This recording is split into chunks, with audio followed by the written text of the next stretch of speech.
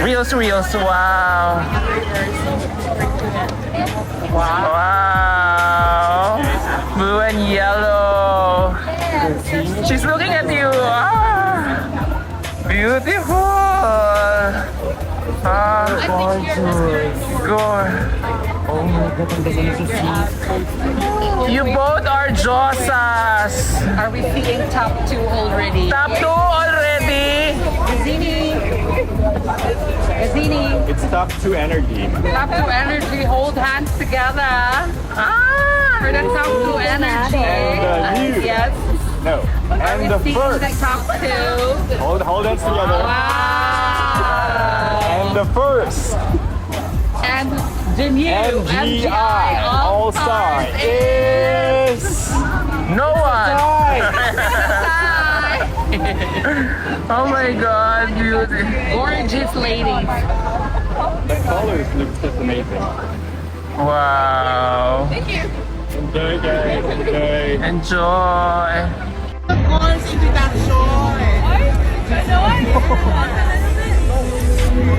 Another possible top 2.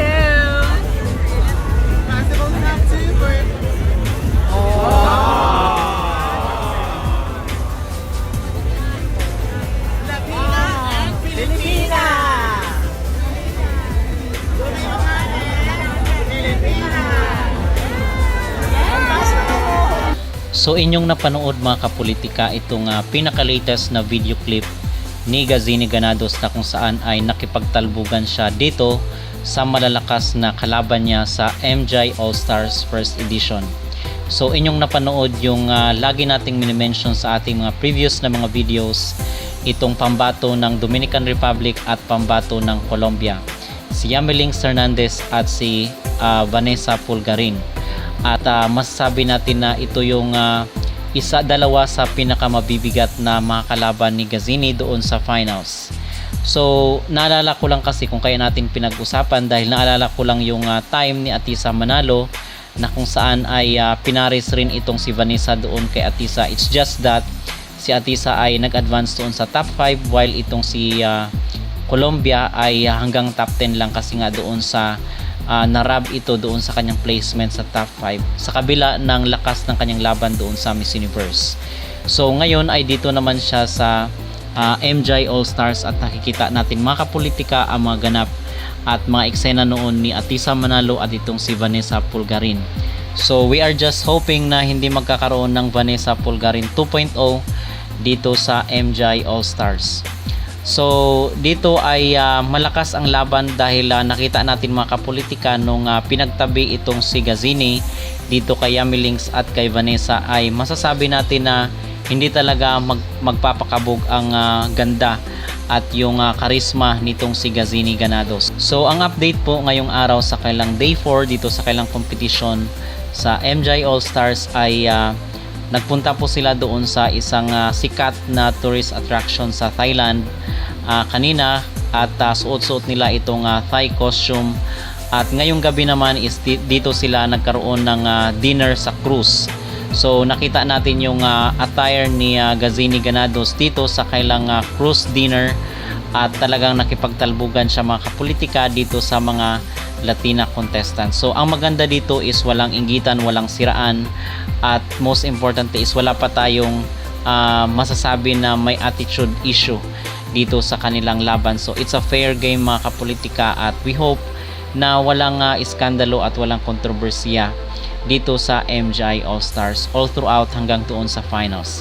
So gusto natin na smooth yung competition nila at yung harmonious ang kailang relationship at friendly competition ang maganap dito sa beauty pageant na MJ All-Stars First Edition.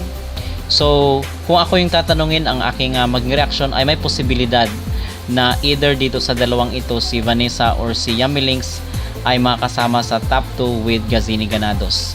Ano sa tingin nyo mga kapolitika? Kayo po ba ay naniniwala na itong si Gazzini ay at itong si Vanessa Pulgarin ay possible top 2 dito sa MJ All-Stars?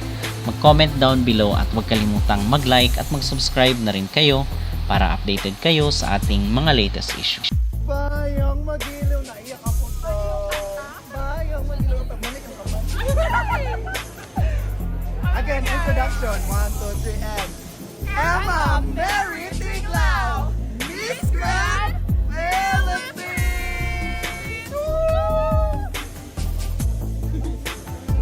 Special gift for you. This is an elephant keychain. Welcome to Thailand. This is your second time, right? It's okay. I love you.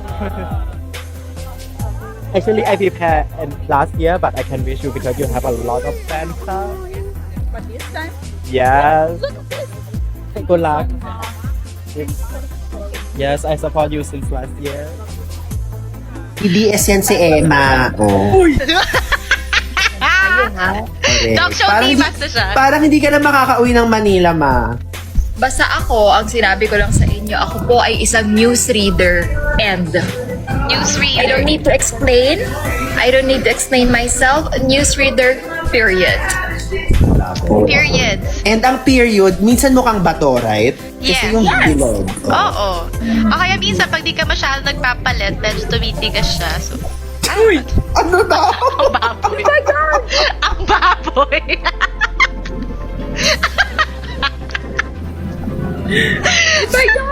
Ano ba yan? Nakakainis. Nakakainis. Okay, sabi ng mga tuwan-tuwa yung mga bata, yun yung gusto nila, yung medyo nare-risk natin yung mga careers natin, yan ang gusto nilang Oo, content. yun yung mga gusto Oo. niya, yung parang kinabukasan tatawagan na lang kami dahil sa breach of contract. Yun Oo. yun. May nag-pull out na na racket dahil sa inyo. Ayan. Ikaw, Huwag naman, ikaw huwag na natin ba, dagdagan pa yung stress sa mundo. Di ba? Ang dami ng bad news, dami ng sad news. Tapos pati pa tayo mga tao, wala na. Kanya-kanya na. Mm-mm. Kaya utang na loob, mag-register na po kayo to vote. Ilang araw Yes. na lang. Sabi nga ni Baus, at na sinuportahan ni Mayor Joy, hawak niyo Hawak ang mo vote. ang vote. O, diba? Hawak niyo ang vote.